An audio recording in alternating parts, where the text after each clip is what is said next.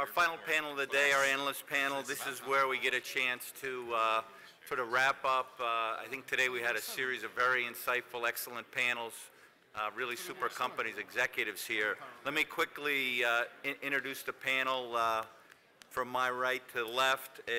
First is Robert Perri at Axia Capital Markets. Next is Christian Wetherbee at Citi. Really? Greg. Whoa, sorry, Greg. I'm sorry. You had a flight to catch. Greg Lewis. Doug Mavrinac at Jefferies. Fotis. Giannakoulis from Morgan Stanley. Is that okay, Fotis? Ben Nolan at Stifel and Michael Weber from Wells Fargo. I think maybe the best would be to start off with a quick run-through on each of the sectors and just sort of setting up the key dynamics. Many of you moderated the various sectors today. Maybe Christian, we start with crude tankers. He had a flight to catch, so Christian's... yeah, Christian had a flight to catch. Greg? Christian, sure, why not? I think we talked earlier today, just you know, in the crude sector, there's continued demand growth, low oil prices, tight credit, and it seems like a good set of factors for crude. Yet crude prices of the companies remain low. Yeah, sure. I mean, I think I think that's a fair statement. I think the problem that I think a lot of shipping sectors are facing right now, and it's not just the crude market. I think you can throw the product tankers in there. There's a wall of worry. I mean, if you think about oil prices bottoming at $26 a couple weeks ago, the move up in oil has been pretty dramatic. Now, why is that happening? I think that is a function of a lot of built-in recession risks. As people looked at 2016, there was a lot of concerns about recession and what that means. In previous recessions that we've seen declines in oil demand of anywhere from 2 to 3 to 4 million barrels a day. That would be a problem for the sector. But as recession fears have waned and we've seen a recovery in oil, I think the stabilization in the oil price has the potential to lead investors back into the tanker sector. In terms of the fundamentals, I think generally, and having just listened to the product tanker panel, I think the outlook for crude tankers is pretty attractive. If you're under the assumption that OPEC is going to continue to fight for market share, that's a positive. If you think that U.S. Crude oil production is going to start to roll over, which it already has, that's a positive. So when you think about the demand characteristics, they look good. When you think about supply, it looks manageable. So more happy to debate, but we're bullish on crude tankers. I guess we can move on to the next sector. Robert, do you have anything to add? Or just,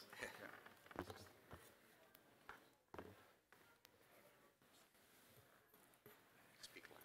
Just go. Does it work? Oh, actually, doesn't seem to be. No, it's not working. This doesn't work either. Well, I think you have to turn. All right, so Rob lost his chance. Yeah. Sorry. So no, just to chime in, it seems like covering the tanker space has almost been an exercise in behavioral finance for the last 6 to 9 months, trying to figure out exactly why the group wasn't working or kind of topping out at mid-cycle NAV and then rolling over. And you know, I think kind of Greg touched on it a bit in terms of recession fears, but when you look at the biggest incremental driver of crude demand being China, and when you look at kind of consumption-driven demand versus manufacturer demand, which would be kind of SPR fills or refining quotas, you know, you get to, it's 650 to 800 KBD at a maximum, but you get to 3 to 4% of total tanker demand. Now, I'm pretty comfortable assuming that a lot of that is long-term in nature, but I think one of the things that's weighing on investors is the idea that, you know, you're seeing, you know, a lot of that demand does feel manufactured. We don't, you know, you're seeing negative headline risk in the U.S. and in China, and that's happening at a time when they're literally watching the manufactured steel trade roll over after a decade and a half right in front of them. So I think that in terms of why the group's not necessarily catching a bid, I don't think that's permanent in nature, but There are definitely some psychological hurdles, or the wall of worry, as Greg put it, in terms of what's weighing on the group and the order book. And when you look at least by our utilization numbers, when we look at the next 3 years, our utilization estimates drop by somewhere, I think, 5 to 6%, and we go back to the last cycle with that order book, and it was 10 to 11%. So from our end, if we can average anywhere near $40,000 a day for a VLCC for the next 3 to 4 years, we are happy campers. That drives asset values that are closer to $100 million for a prompt fee than 90, and NAVs for these stocks that are north of where they're trading at today. So I don't know if Mark, you want to jump in? Well, I mean, basically touching on, the points, I don't disagree. I think everyone also worried because of the fact that asset values have continued to be under pressure despite the strong market. I mean, you look at the order book and people are a bit concerned, but the reality is it can be manageable. I mean, people do think 17 will probably be a little worse than 16, but we're not talking a huge depression. It's not the same as dry bulk where there was an oversupply for 6 or 7 years. I mean, 1 year of a little bit, you're seeing extra vessels being delivered isn't going to destroy the market. And demand continues to be strong. So I don't think you're going to see asset values improve significantly. I think we're in a different world. There's a bit of deflationary pressure all around. So asset values may not move that much, but of course the cash flow yields on these vessels is fantastic. So people need to start looking at cash flows a little bit more than, improving NAVs. But I think the fact that asset values were falling despite the strong rates spooked investors as well. I would sort of chime in on what Mike said. I think it very much is behavioral finance related in that if you think of it from an investor's point of view, you may believe that OPEC is going to continue to outproduce global consumption. And that may be a reason that you don't buy an E&P company. But E&P is a huge universe. Shipping is a tiny little space where if you're wrong, you could potentially be absolutely blown up. And so you may have all the conviction in the world that OPEC is going to maintain their current level of production, but you might not be willing to take that level of optionality risk on the other side of that trade going along the tankers. And I think that's certainly part of the issue, is that people they're not sure, and because one of the big drivers here is transient, and nobody's willing to make a long call on a space that they don't have to have in their portfolio. Yeah, I personally think the crude tanker market is fine. If someone can tell me what's wrong with $60,000 a day spot VLCC rates, please do. I mean, 1 year, 3-year time charter rates are fine. I mean, companies are making a ton of cash at 45 to 50 grand a day if that's what the outlook is for the next year or two. I think if you look at the tanker stocks, it would tell you a different story. But I also think that we're all overthinking a little bit. I mean, if you guys can remember, about a month ago, pre-OPEC freeze talk, there was discussion or rumor that OPEC, or the Saudis and the Russians were going to cut production by 5%. Oil rallied 5% on the day. The crude tanker stocks rallied 8% on rumor that OPEC was cutting. So to me, it just kind of highlights that, traders trade stocks on what's working, and what's been working is to trade tanker stocks in line with crude prices. And so, whenever you have tanker stocks up 8% because of OPEC's cutting, it just kind of shows you that, that the types of investors that you want aren't currently that involved in the name. And so therefore, if you look at the stock action over the last month, 2 months, 3 months, it's not really telling you what's really happening in the tanker market. Yeah, I think that the answer is that we have no idea of what's going to happen. I mean, at the end of the day, whether it is tanker, product, crude, dry bulk, LNG carriers, is going to depend on what the oil prices are going to do, what the global commodity market is going to do. We have seen that they have moved together with oil. And the problem that we have right now is we are in an environment that demand seems to be slowing down. We do not know if it's going to be a lot or a little. We have a market that for over a year we are at $30 to $40 oil. And the question is, can the supply continue to flow with oil prices at $30 to $40, or we are heading to large supply cuts in crude that can lead to lower flows? It can lead to the disappearance of contango that has been boosting the tanker market, and it can lead to higher oil prices that can increase fuel cost and can reduce trade. The problem is that we all agree about North America. North America supply is going to come down. But what is happening with OPEC supply? We do not know. We see some people talking about 1 million barrels, but where this million barrel comes from very risky barrels. It comes from Iran, it comes from Iraq. How do we know that Iran is going to increase by 600,000 barrels and not by 400,000 barrels? How do we know that part of the increase in Iraqi supply has not been because of Iranian oil flowing through Iraq for the last 15 months? We do not know. It's simply too opaque, this part of the world that we are trying to analyze, and will determine whether the crude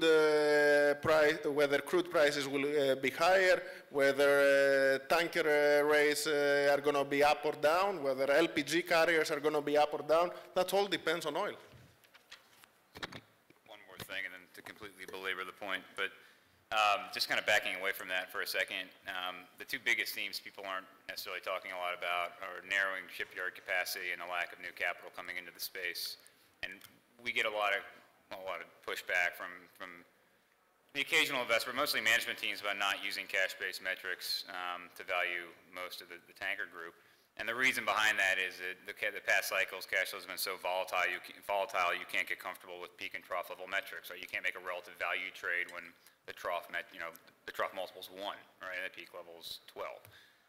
But if we see more restrained ordering, not necessarily as a stated goal, but just due to a lack of ammunition, and we see narrower cycles, just smaller catalysts on both the positive and the negative end, it might lead to an area, a 4 or 5 year stretch where we have slightly more predictable rates, or at least a narrower possible band of rates, which might actually help utilize cash-based metrics, EBITDA multiples, to really value this group. Right now, it's very tough to have any conviction on a trough-level cash metric. So, Ben, just to keep this moving along, you moderated the product tanker. It was a pretty robust discussion on the last panel. Do you want to sort of kick that off? Sure. What'd you have in mind? Well, really the fundamentals. Obviously, it's tied pretty close to crude. It's another section where maybe the analysts aren't doing their job, right? The fundamentals should be strong. The prices should be up. Is there some work to be done there with investors, or is the market pricing it properly? Well, I think this gets back to what we have a little bit been talking about on the crude side, and I think it's relatively true on the product side as well. You can't argue the cash flows in 2015. I mean, they were what they were, and they were dramatically better than we've seen in a long time. Despite that, the stocks were real underperformers, and in my opinion, and this gets back to some of the commentary that we said, I think it is less about cash flows or multiples or what have you, and it's more about there's just been a lack of motivation for new capital to come into the space, be that in any category of capital, frankly. And when there's no capital inflows, you're not going to get any pricing power, and it's simple economics, and that's true for both asset values, and it's also true for the share prices. It's in the long run, and I'm certainly a believer that at the end of the day, balance sheets matter and cash flows matter, and things will resolve themselves. But in the short run, if there's no buyers and there's plenty of sellers, it's usually not going to work out very well, whether it's a ship or a share. Any other thoughts on? Yeah, John, I'll go. I mean, my personal opinion is the products tanker market is probably the most misunderstood of any shipping market on the street. I mean, what other sector would you have every single asset class seeing their highest level of earnings since 2008 and a shrinking order book? I mean, when you look at the overall products tanker order book, you were at 5.3% fleet growth last year, 4.8% this year, 4.3% next, and that's probably conservative if you consider there's going to be additional slippage over and above what some of those figures suggest. And so when you look at how, that setup is, there's no reason why some of these stocks should be trading where they are. When you're looking at 4.8% fleet growth, all you need is about 1 million barrels a day of extra refining capacity being added globally. That will absorb all of that. So whenever they're talking about, you know, all the trading arbitrage opportunities, everything else, that's icing on the cake. So the market outlook for the products tanker market is at least as strong as it was last year. And you know, it's just a major disconnect between kind of what the equities are pricing in versus what the outlook is. I mean, I think Ben mentioned, you know, the cash flows of these companies are very, very positive. And so, you know, the market doesn't turn just because. It doesn't turn because it's turned in the past. It doesn't turn because of gravity. It turns whenever you overorder and your supply growth is actually decelerating over the next couple of years. I want to remind the dry bulk market that the order book, the fleet was growing by 18%, then by 14%, then by 12%, then last year I think it was by 1.5% or something like that. The order book kept declining. The rates kept declining as well. So I'm not saying that there is any similarity in, with the dry bulk market, but at the end of the day is demand what is going to determine that. The basis for a healthy product tanker market exists because of the lower order book and because of the very slow fleet growth after the middle of this year. The uncertainty is what demand is going to happen. We have more refineries, but this is a price arbitrage market. If global demand and global growth comes down from whatever analysts are talking about 3.5% to 2.5%, this is not going to leave the product tanker unaffected. But if we still have a demand, global demand, which is more than 3%, I think that this market can deviate from the rest, but again, we do not know what demand is going to happen. Mike? Actually, yeah, just with all due respect, and I don't necessarily disagree with anything that was just said, that none of that matters at this point. There's one liquid product tanker name in the market, and they beat their shareholders over the head with dilution every time their stock gets above NAV.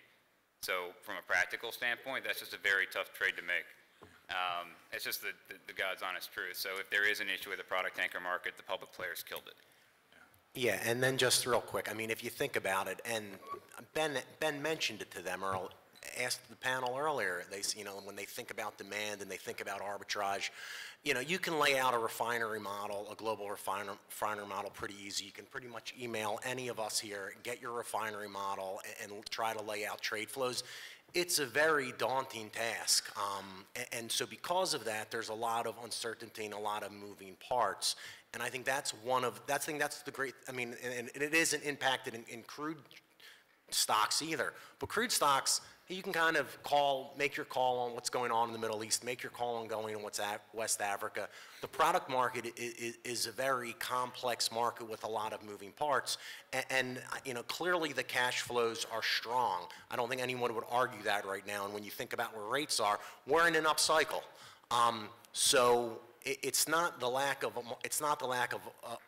market. It's a lack of what is that demand and what is that ton miles going to be? Because ton miles, go listen to some of these conference calls over the last year. We're talking about palm oils from Southeast Asia to Europe. I mean, you saw a pretty massive ton mile expansion, which has helped rates. The concern that at least some people have is, what's the next move? Is a lot of these Asian refineries that are coming online, is that going to stay in Asia or is that going to head elsewhere? If it stays in Asia, you're actually going to see ton mile contraction, which kind of, some people in this room might remember this, container ship trade grew by 2x of global GDP for about a decade. 2.4. There you go. And then all of a sudden people were shocked that it was no longer growing by 2x. Well, it wasn't growing by 2x because ton miles actually shifted, and they shifted negatively. So I think that it's easy for all of us here to say, and I think Fotis hit it on the head pretty well. There's a lot of moving parts here, and when there's uncertainty in an uncertain stock market, and I have news for everyone out there. All stocks are cheap. Energy stocks are cheap. Transportation stocks are cheap. So it's not just shipping stocks that are cheap. One can argue that any sort of energy commodity transportation stock is cheap. Now, that doesn't mean that there's not an opportunity. We think there is. But, you know, we're not alone in thinking that our stocks aren't the only ones that are cheap. Doug, I'm sorry. Well, I was just got a couple things. Greg brought up a very good point about the difficulty in forecasting demand growth and pairing it with supplier growth in the product tanker market, probably harder than any other market. However, when you have supply growth at only 4 to 5%, and your base level demand growth should exceed it, then that's why I made the comment that all the arb trading is icing on the cake. If your supply growth was 7% and your base demand was 5, and you're relying upon that arb trading stuff to bridge the gap, then that's one thing. But we think that because your supply growth is so small, that hurdle rate is a lot lower, and you're not really dependent on the arb trading. And then the other thing, Fotis mentioned about how hard it is on the demand side. And we all see the same stuff printed by the FT, the Wall Street Journal, and every other, organization out there about what oil demand growth is. But if you really dig into what they're saying, like the IEA, who everyone defaults to, the IEA is saying that U.S. oil demand is only going to grow 100,000 barrels a day this year. If you look at what the EIA reported last Wednesday, on a 4-week rolling basis, it's up 6.4% year over year. So it's something to keep an eye on. Robert, turning to dry bulk. Yeah. We had an interesting panel this morning on that. Obviously, they're in pretty dark days with not a lot of upside in the near future, but people are starting to say it's always darkest before the dawn, but it seems like it might be a long, long time till dawn. What are your thoughts on? Well, I was playing around the other day and I did some math on the dry bulk industry, and if you go from January 1st till March 1st, the industry as a whole burned about $12 billion in cash, just from where you are on operating expenses compared to where rates are. So it's completely unsustainable from that point of view. I mean, that being said, that sort of you take the view that rates have to tick up a little bit because you have to see scrapping, you have to see, you have to see vessels being idled, which you haven't seen as much as you would expect. I mean, scrapping, maybe you could argue it has, but there's only so much scrapyard capacity in the world. So you get into the joke is everyone thought demand from China was going to grow for a long time. It's not. I mean, if you look at everyone's estimates across the board here, and as Fotis said, it's near impossible to predict, but let's just say iron ore is up 1% to flat. People still have coal demand being up flat. I mean, you could make the case that coal demand is still going to be weak, maybe down another 5% this year, and that's going to be extremely dire for the dry bulk industry. So the only way to get out of it is basically through scrapping. And it could take 2 to 3 years to scrap enough vessels. I mean, we have it at about 80 to 90 million tons needs to be scrapped. And assume total scrapyard capacity in the world is 50 to 60 million, which means, let's say, of all vessels, that's dry, that's container, that's tanker, that's everything. So assume maybe 40 million a year is dry. That takes 2.5 years before the market could get back. And that's assuming demand stays, 1.5%. I mean, there is a situation where dry could be bad for a long time. Anybody disagree? I think this is a private equity market rather than a stock market. With 30 million market cap in any of these companies, I don't think that it's relevant at all. But the question is how long is it going to take for China to clean up the mess in the steel industry? Is it going to take 1 year or is it going to take 10 years? Nobody really knows. They say that they need to cut $150 million of steel production. What does the $150 million mean in terms of iron ore imports? Multiply by 1.5, elimination of Chinese steel exports, that can be 300 million tons of trade that it can disappear the next few years. But we do not know if this is going to be a slow process or if it's going to be a very long-term process. All we know is that the ships are very cheap. You're not going to buy them much cheaper than where they are. The question is how much money you're going to waste in trying to support these vessels until the market balances. Just to just to add, and I think anyone that knows me knows I'm not very fond of dry bulk, but when you see smart money stepping in to buy distressed tonnage, just remember that they can carry a 4 or 5 year cash burn, and it's pretty de minimis for them. So that's not a go signal on the equities. And then personally, I think the next time dry bulk equities are going to matter for large-scale institutional investors will be the industrialization of Africa, which, when that's going to be, you shouldn't be here, but it's going to be a while. Maybe, Fotis, let's turn to some smaller sectors. Maybe we can understand a little bit better. You moderated the LNG panel earlier today. Do you see any opportunities there? I will turn it around. I think that if you see the LNG sector is 2 or 3 times bigger than any other sector together, probably. But I think that this is a market that has legs, has a future. I'm not saying that this is a 2016 market, but you have an enormous growth of LNG supply. And yes, right now we have an oversupply market, but this oversupply market is by 10, the oversupply is estimated around 10% of the fleet. 10% of the fleet is 40 ships. When you have your supply, the commodity supply increasing by 55 and 60% the next 3 years, I think that the market is going to be soon turning around. How soon? Probably another 15 to 18 months, what it's going to take. But at the end of the day, how the stocks will behave, which is what most people are interested in, is not going to be if rates for LNG carriers will move from $25,000 and $30,000 to $60,000 or $70,000. What oil is going to do, what LNG commodity prices are going to do, this is going to give the signal of the recovery. I was looking at the correlations of the stocks of LNG stocks, and I'm sure that the same thing applies for most of the stocks. It's 85% correlation with crude prices. Anyone else? I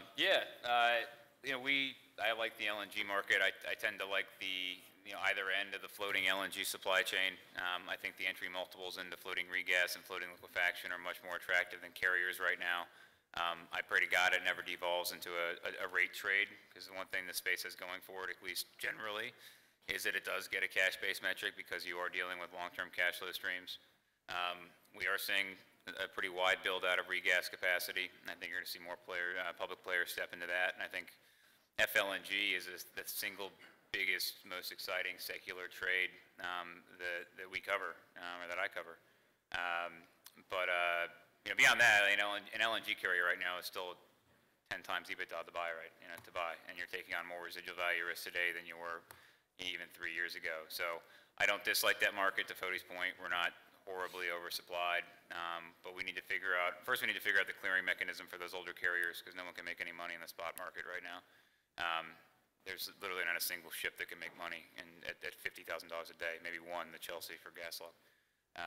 But there's more opportunity there on a long-term basis, I think, than any other sector we cover. Doug, LPG. Any insights, any thoughts? We've had comments on the crude market and the products market. The LPG market is the best of all three. I mean, rates are sitting near all-time highs, at least within the handy market, the kind of ships that Navigator owns. I mean, on our panel discussion this morning, we were talking about, potential changes in the demand trajectory, and, some of our panelists didn't think it was going to change that dramatically until another couple of years, until the petchem build-out occurs in the U.S. Gulf Coast. But implicit in that kind of outlook is that they're still expecting double-digit demand growth between now and then, which is probably amongst the most attractive demand growth in any of the shipping sectors that we're talking about. Things look pretty darn good for the LPG guys, and they're about to get better whenever you have, I don't know if you guys saw today, but Enterprise signed a 10-year supply contract of ethane going down to South America, so it's going to have to be moved. So when you see all those things and you see the additional ethylene capacity coming online, the outlook looks pretty good, and while the order book is sizable, more sizable than crude and products, it too is starting to shrink. So a lot higher hurdle rate, but you have a lot more attractive demand growth outlook as well. Michael, on containers, it's not as bad as dry bulk, but do you see any bright spots in that? Just to follow up on LPG, there's also a 17% order book this year in LPG, so you're kind of big game of chicken at this point. For containers, it's I kind of like to call it the most screwed up market people aren't really looking at. In the biggest buyers of tonnage, the container lines, are generally indifferent towards supply-demand dynamics. So it's really creating a pretty bifurcated universe of have and have-nots, where you've got a C-SPAN that's got significant access to lots of different sources of capital, probably the most diversified capital stack in the space. Keep adding new business, but rates for smaller carriers are obviously on their knees and will probably still remain there for quite a while. Maybe Pan has picked their heads up, but in general, we tend to think we're heading towards a recession in the U.S. this year, and for us, we think we're going to see a lot of red ink at the container lines. We've already got one line that's hit the wall. I don't know that we'll see that many more, and generally they have a lot of leverage in those scenarios, so I don't know if cash flow streams will get interrupted. But from a secular perspective and from a thematic perspective, it's relatively challenging to get behind them at this moment. It could be a scenario where, you know, we're midway through, you know, we're in the middle innings of this process, but it's got some pretty unique challenges to it that you just don't see in dry bulk or tankers. Greg, any other thoughts on containers? I think that, I think Mike touched on everything pretty well. I mean, the near-term outlook for container shipping is challenging in terms of the stocks. You know, some of the, you know, generally right now we're in a period where investors are skittish of balance sheets, and the nature of the container shipping business lends itself to have levered balance sheets, and that, in this, at least from a stock perspective, is somewhat challenging. So, you know, I would say any container shipping company, if you want your stock to trade up higher, you know, de-lever a little bit one way or another, and I imagine your multiple will go higher. So this is an investor conference, and it seems in the sectors that are strongest, stocks are down and trading at a portion of NAV, and then there are other sectors that are even worse. If we go down the panel, are there opportunities? Maybe can each of you throw out specifics as to a company you like in the short term, meaning the next year to 18 months, to see a move, and a stock you see in the longer term, let's say 3 years. Go ahead, Robert. Great. You know, I think if you look across the tanker universe, the crude tanker stocks, the product tanker stocks are probably the cheapest and have the, let's say, shorter term, better outlook if investor sentiment comes back. For us, you know, just given my list of names, I think, you know, once Generate starts taking deliveries, the stock should start trading back. Okay, maybe not close to NAV, but at least it'll make up that gap because it's trading very well below NAV at this point. You know, longer term, I mean, if you look, longer term, I mean, I can't make a call on dry. I think it would have to be probably still in the tanker space. You know, guys like Giannakoulis as well. I mean, I don't cover that many names in the tanker space, but at least if they have a bunch of deliveries coming in where they start taking deliveries, if the market stays stable, the stock should at least start trading up based on cash flow multiples. But yeah, sure. And when you think about dry bulk, you know, they say it's always darkest before the dawn. It's going to go pitch black. But if I have a 3-year time horizon, I think it's going to take that long. But if I can actually invest for 3 to 4 years, I'd be looking for a dry bulk name that's going to actually still be around, regardless of what happens, because we'll probably see some equity raises and some other interesting things that probably some restructuring people could make some money on. I cannot. But if I have 3 to 5 years, I would buy Diana Shipping, just simply because they can run faster than some of their peers. In terms of the other thing, investors, 12 to 18 months. I see a couple guys in the back of the room. You know, I think LNG, I would be looking at names like Aslog. 12 to 18 months from now, I think that they're going to, I think by then the LNG market will have turned, and I think that's an interesting space for a longer term investor to be looking at. In the short term, how can you make money in the next couple weeks, which is probably what some people care about. Yeah, I'd take a long look at your NAV. Yeah, from our perspective, over the next 12 months, I think Generate is by far our favorite idea. You know, even though we like the outlook for the product tanker market a bit better than the crude market, I mean, those guys are trading at 40% of net asset value. If you run through your model, if VLCC rates stay at 45 to 50 grand a day for the next 2 years, they generate $5 in cash each year, and the stock is north of 6. So it is ridiculously cheap, and I think once they declare that first dividend, either in 2Q or 3Q, you're going to see them close that gap. So if I could buy one stock in the PA, it would be Generate over the next 12 months. Over the next 3 years plus, something like that, you know, we downgraded the LNG space 2 years ago. You know, we didn't like the outlook. The stocks had gotten rich, so, you know, and we're still on the sidelines. Obviously some near-term challenges. But if I had a multi-year view, I do think the LNG market looks maybe more attractive than any other, just given all the liquefaction capacity coming online that's starting to hit the marketplace now. It may take some time for it to kind of clear out some of the overcapacity, but you have a very attractive demand story, and you've only got 2 handfuls worth of shipyards in the world that can build those types of ships. So you do have a natural constraint on how much capacity can be added. So I'd throw one of the LNG guys into the mix for a multi-year outlook. Thank you. Unfortunately, I cannot give you a 3-year outlook because I don't know if I'm going to be doing this job in 3 years. With all the clients losing their jobs in today's market. Maybe if you come up with some good picks, you can assume you'll be around. But, and I do not know if VLCC rates will stay at 45 or at 60 or at 25, which is going to make a material difference in valuation of the stocks. But one of the stocks that I have identified on the long side, which at least for the next couple of months, which doesn't really matter what the market is going to do, is Golar. And the reason I'm talking about Golar is because it's 70% down year over year, and because everybody is expecting that in 2 months either will take the FID for the Ophir project in Equatorial Guinea or they don't. No matter what, I think that the stock will trade up based on expectation. If the outcome is positive, it will stay up, it will move higher. If the outcome is not positive, it will stay flat.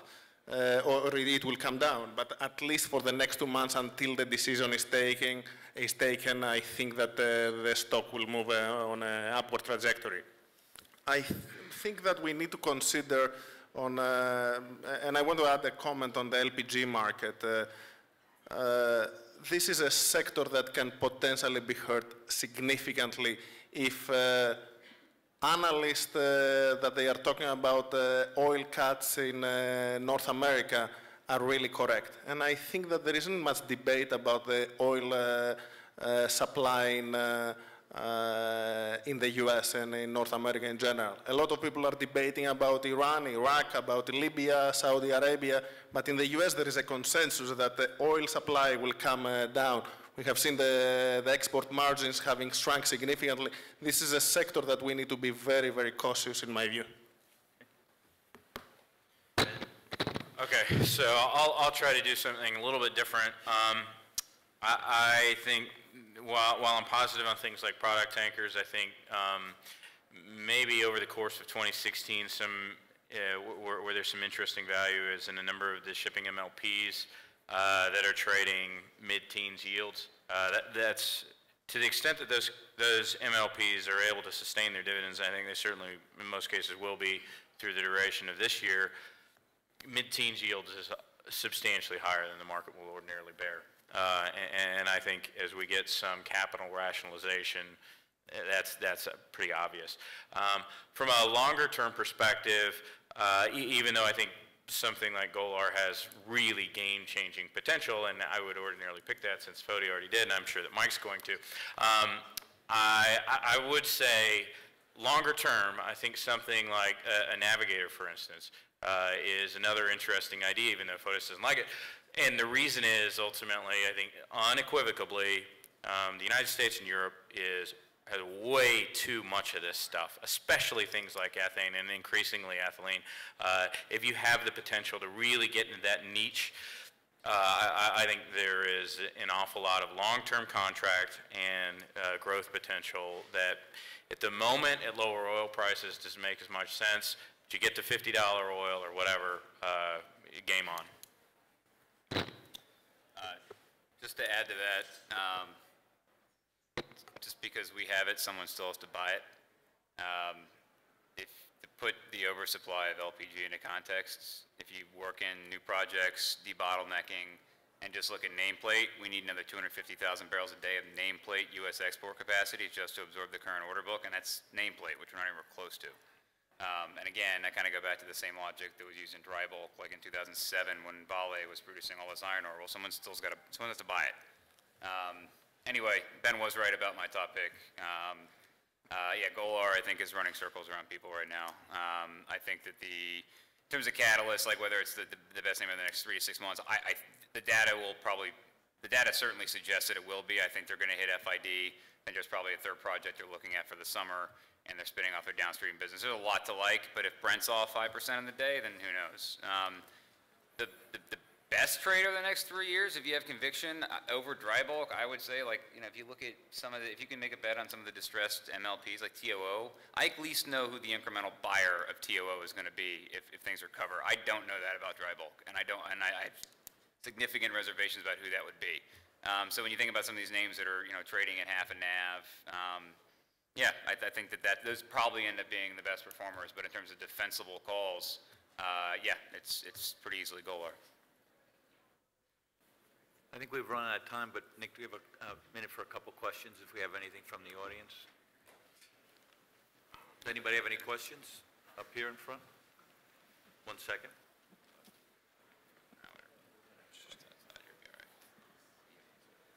Actually, I just have a comment. China chief economist come to New York.